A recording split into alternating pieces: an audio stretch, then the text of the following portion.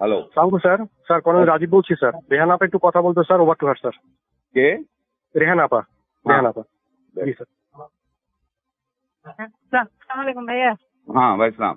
জি, আপনি কই আমি আমার বাসায় থাকেন না? থাকবো না। হ্যাঁ ঠিক আছে। আমরা অন্য জায়গায় আছি। আমরা মানে ববি টেলিপ্রপি কনভিন্স করছে তো ফোন না করতে পারলেও আল্লাহ যদি বাঁচায় রাখে কথা হবে। তো তোমরা অন্য জায়গায় চলে গেছো, আপাও গেছে। জি ভাই। তো আপনি তো আমি আমরা যদি বাইর হইতে পারি আমরা বের হয়ে যাবো, আর নিশোলাকেও বের করে ফেলিস সাথে।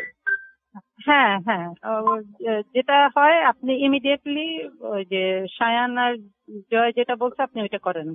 ঠিক আছে, এক ওকে। সেকেন্ডও দেরি করেন না, কারণ শম্পার বাসায় গেছে, ফটো তুলছে এবং চারিদিকে মানে সাদা ঝোপা পড়া দাঁড়িয়ালা, এই আর কি।